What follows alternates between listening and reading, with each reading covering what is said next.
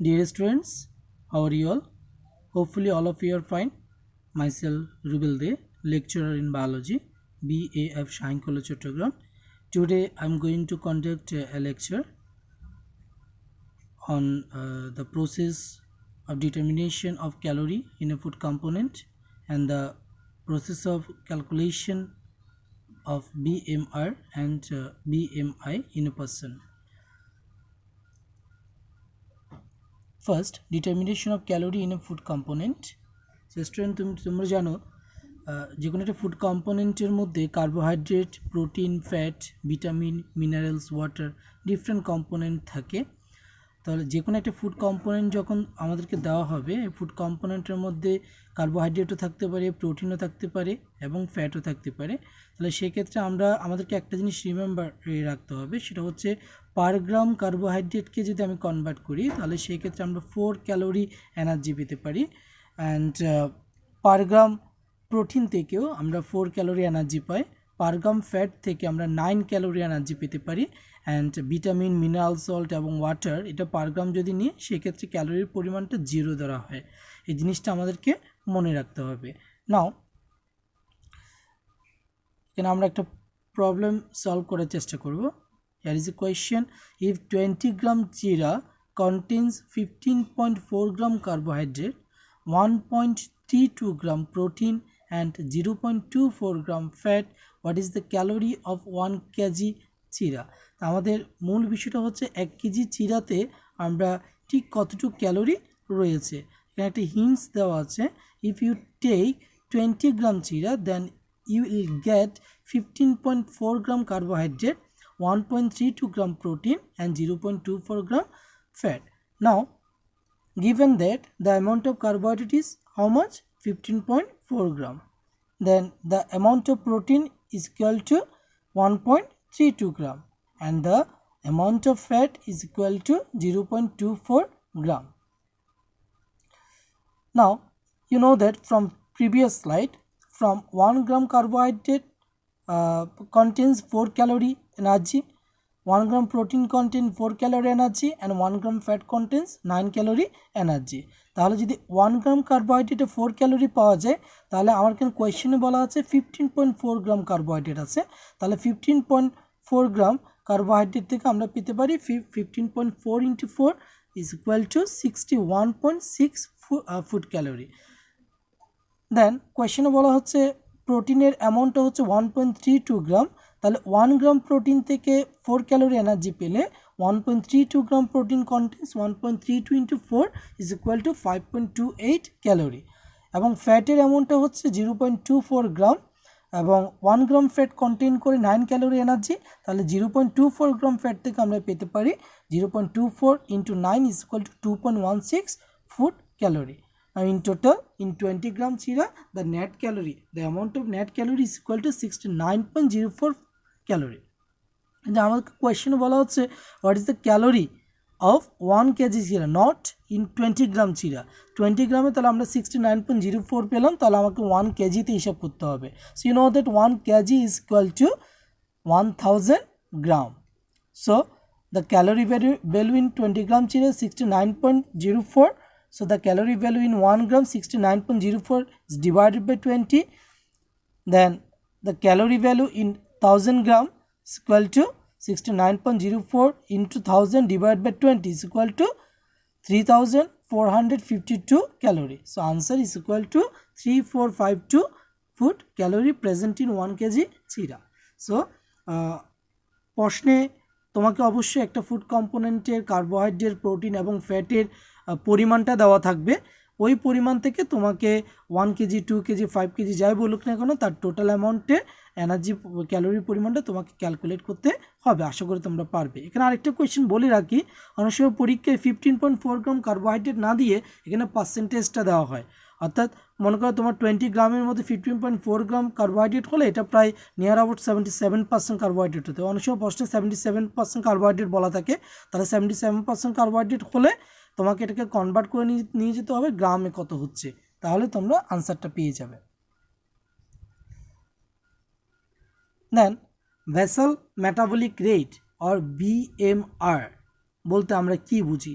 The basic metabolic rate indicates the energy used by human beings at resting stage. You know that for doing any activities of our body, you need to provide energy. Without energy it is simply impossible to do anything. কোনো কিছু করার জন্য অবশ্যই energy লাগে। তাহলে এখন প্রশ্ন হচ্ছে, whenever আমরা রেস্টিং টাইমে থাকি বা রেস্টিং পিরিয়ডে থাকি, সো অ্যাট দ্যাট টাইম বাহ্যিকভাবে আমরা ফিজিক্যালি আমরা কোনো কাজ করছি না, বাট ইন্টারনাল অর্গানগুলো কিন্তু ডিফারেন্ট অ্যাক্টিভিটিসগুলো কন্ট্রোল করছে। সো সেক্ষেত্রে কিন্তু আমাদের অনেক এনার্জি ইউজড হয়ে যায়। ওই এনার্জি যেটা ইউজড হচ্ছে রেস্টিং স্টেজে তাকে বলা হচ্ছে basal metabolic rate or BMR। Now determination of BMR, আমরা BMR কীভাবে ডিটারমাইন করব? The equation to determine the BMR value are with respect to sex and age, অর্থাৎ মেল ফিমেল এবং এইজ অনুসারে BMR ডিটারমিনেশনটা ভ্যারি করে। যেমন এখানে আমরা একটা ফর্মুলা ইউজ করব বেসাল মেটাবলিক রেট বের করার জন্য। এই ফর্মুলাটাকে বলা হচ্ছে হ্যারিস বেনেডিক্টস ফর্মুলা। সো এটা মেল এবং ফিমেলের ক্ষেত্রে আলাদা হয়। ফিমেলের ক্ষেত্রে ফর্মুলাটা হচ্ছে 655 প্লাস 9.6 ইন্টু ওয়েট কেজি, ওয়েটটাকে কেজিতে নিয়ে যেতে হবে, এবং প্লাস 1.8 ইন্টু হাইটটাকে সেন্টিমিটারে রাখতে হবে, মাইনাস 4.7 ইন্টু এইজটাকে ইয়ারে ক্যালকুলেট করতে হবে। And the BMR value of male is equal to 66 plus 13.7 into weight plus 5 into height minus 6.8 into age. So from these two formula of Harris-Benedict's you can calculate the basal metabolic rate of a person. তো এখন একটা প্রশ্ন হচ্ছে, basal metabolic rate জানার দরকার কি? আমার জানার দরকার আছে। তো তুমি জানো প্রতিদিন আমরা যে খাবারটা খাচ্ছি সেখান থেকে আমরা এনার্জি পাচ্ছি। সো আমার বডির জন্য ঠিক কী পরিমাণ ক্যালোরি দরকার পার ডে সেটা ক্যালকুলেট করার জন্য কিন্তু বেসাল মেটাবলিক রেটটা জানা থাকতে হবে। আমরা গ্র্যাজুয়ালি দেখছি সেটা। নাও অনেক সময় প্রশ্ন আসে, the age of Rahima is 33, height is 165 centimetre and weight is 94 KG, calculate the BMR of Rahima. তাহলে আমরা রহিমার যে হ্যারিস বেনেডিক্ট ফর্মুলাটা জানি ফিমেলের, সেখানে যদি আমি মানগুলো বসাই তাহলে আমি রহিমার BMRটা পেয়ে যাচ্ছি 1699.3 ক্যালোরি, 1699.3 ক্যালোরি। তাহলে রহিমার রেস্টিং স্টেজে, অর্থাৎ সে যখন রেস্টে থাকে তখনও কিন্তু তার 1699.3 ক্যালোরি এনার্জি ইউজড হয়, তার বডি এটা ইউজড করে। এখন প্রশ্ন হচ্ছে, যদি রেস্টিং পিরিয়ডে যদি আমার এত ক্যালোরি এনার্জি ইউজড হয়ে যায়, তাহলে আমি যখন সারাদিন কাজ করব তাহলে সেক্ষেত্রে আমার আরও বেশি পরিমাণে ক্যালোরি প্রয়োজন হতে পারে। তাহলে সেক্ষেত্রে total how much energy or how much energy do you need in per day, প্রতিদিন তোমার কত ক্যালোরি এনার্জি দরকার সেটা আমি কীভাবে বের করব? তাহলে BMRটা আমাকে জানা থাকতে হবে। BMRটা আমি বের করলাম। নাও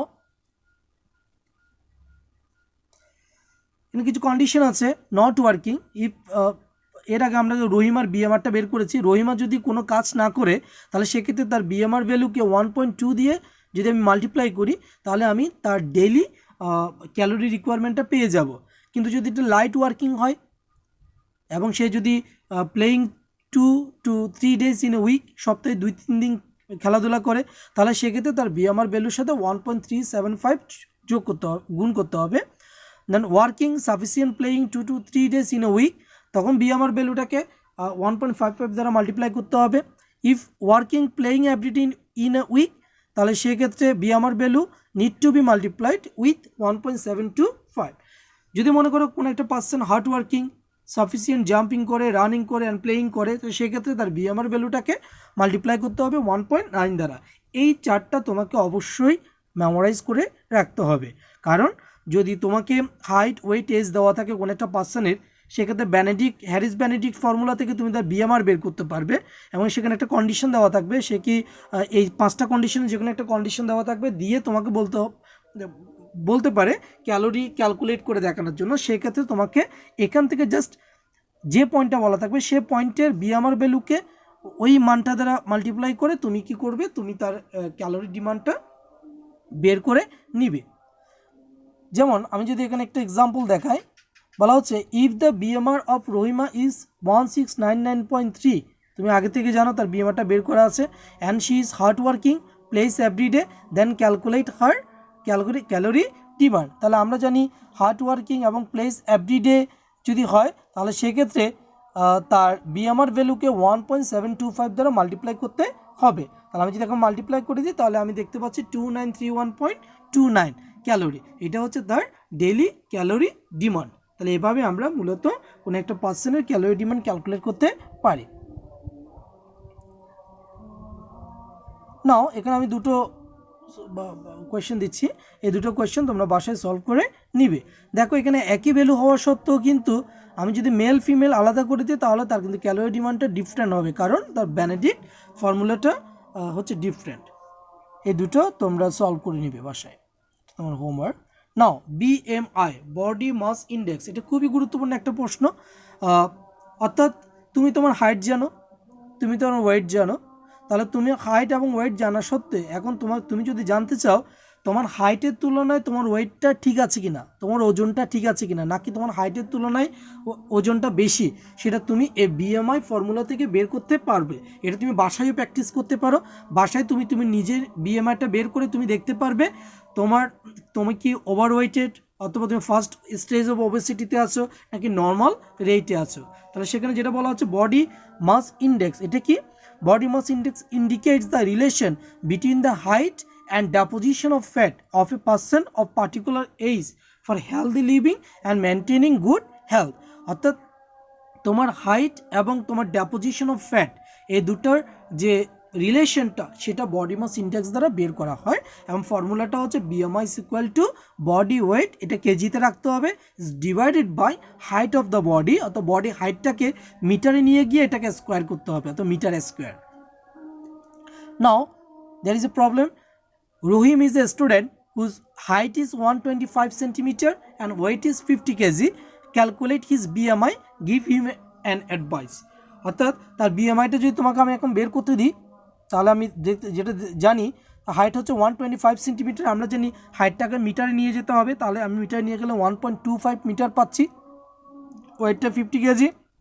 so BMI of Rahim is equal to 50 is divided by 1.25, মিটারে নিয়ে গেছে স্কোয়ার হওয়ার কারণে, into 1.25, so is equal to 32। তাহলে তার রহিমের বিএমআইটা আমি কত পাচ্ছি এখানে 32 পাচ্ছি। তাহলে এখান থেকে আমি তার ওজনটা কীরকম আছে আমি কীভাবে বুঝবো সেটা আমি দেখতে গেলে কি দেখতে পাচ্ছি, দেখো এখানে একটা বিএমআই স্কেল আছে, স্কেলটা তোমাকে মেমোরাইজ করে রাখতে হবে।